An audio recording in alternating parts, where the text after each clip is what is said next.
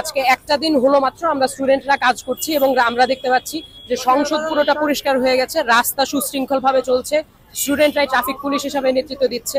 তো এইভাবে সবাই যদি নিজ নিজ জায়গা থেকে দায়িত্বটা পালন করে, যে আমরা দেখতে পাই যে প্রতিটা রিক্সাওয়ালাদের মধ্যে হোক, ডাক্তারদের মধ্যে হোক, প্রতিটা এর মধ্যে রাজনীতি ঢুকে গেছে। প্রতিদিন এখন ভাই আমরা যে কাজটা করতেছি সেটা হচ্ছে আমরা স্বাধীন জয় করছি, কিন্তু আমরা লুটপাট চাই নাই, আমরা রক্ষক বক্ষক না।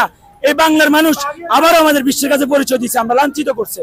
আমরা এতভাবে ট্যাক্স, কালকে একটা লোককে আমি সংসদে জিজ্ঞাসা ভাই এটা কেন নিচ্ছেন ট্যাক্সের ফাইল, আমি দেখতেছি, উনি বলতেছে ভাই আমি জানি না, বাংলাদেশ 10 বছর পিছিয়ে গেছে ভাই, চিন্তা করতে পারবেন না, সব লুটপুট খেয়ে ফেলছে। বাংলার মানুষ আবারও বুঝাইছে যদি আমাদের দেশ একদিনের জন্য বাংলাদেশ কাছে ছেড়ে দেয়, বাংলাদেশ বিক্রি করে দেবে বাংলাদেশের মানুষ। তো আমরা ছাত্ররা এটাকে রক্ষা করতেছি, এটা আম জনতাই করছে, এটাও বলবো না আমি, কোন বাইরের কিছু লোক দুইকে এগুলা করছে, ছাত্ররা এগুলা রক্ষা করতেছে। আমাদের দায়িত্ব দেশ ছাত্রদের, সরকার ছাত্ররা এখন সেনাবাহিনী হাতে আমরা বুঝে দিব, এখন ইউনুস হিসেবে উনাকে দেওয়া হয়েছে, উনি যা করবে বর্তমান এরপরে যা আসার আসবে। তো ভাই আমরা সুশীল সুন্দর আমরা ভবিষ্যৎ চাই, প্লিজ।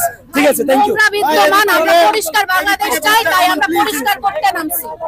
আমরা চাই পরিষ্কার বাংলাদেশ। সুস্থ থাকা লাগবে। বাংলাদেশের এখন যে নিয়ম কানুন চলতেছে কি সুন্দর, একদিন স্টুডেন্টদের হাতে আছে, রাস্তায় কোনো জ্যাম নাই, ঝামেলা নাই, এরকমই চাচ্ছি। সরকারের সাথে তো আমাদের কোনো ঝামেলা নাই, যে ক্ষমতায় আসুক, একটা সুস্থ বাংলাদেশ হলেই হলো। আমরা একটা নিয়ম কানুনের মধ্যে ডিসিপ্লিন বাংলাদেশ চাই, একটা স্বাধীন বাংলাদেশ চাচ্ছি, যেখানে কোনো স্বৈরশাসক থাকবে না, কেউ ভয় পাবে না, সবাই নিজের মতো করে কথা বলতে পারবে, নিজের দাবি আদায় করতে পারবে। প্রতিটা দলের মধ্যে আছে একটা সমিতি, যে সমিতির মাধ্যমে রাজনীতির মাধ্যমে একটা নির্দিষ্ট জনগোষ্ঠী উপরের দিকে চলে যাচ্ছে।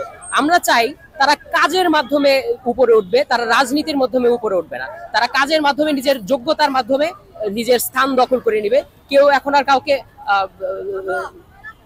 তেল দিয়ে আর উপরে ওঠার চেষ্টা করবে না। আমরা সম্পূর্ণ, যেই আসুক, আমরা জানি না কে আসবে, কিন্তু আমরা চাই সম্পূর্ণ একটা গণতান্ত্রিক রাষ্ট্র, যেটার মধ্যে আমরা ভোট দিয়ে আমাদের সরকার নির্বাচন করতে পারবো, যেটার মধ্যে আমরা যেখানে কেউ চাটুকারিতার মাধ্যমে উপরে উঠতে পারবে না, সবাই নিজের দায়িত্বের মাধ্যমে উপরে উঠবে। সবাই সততার দিকে এগিয়ে যাক, এটাই আমাদের চাওয়া, এর থেকে বেশি আর কিছু চাওয়ার নেই ভাই।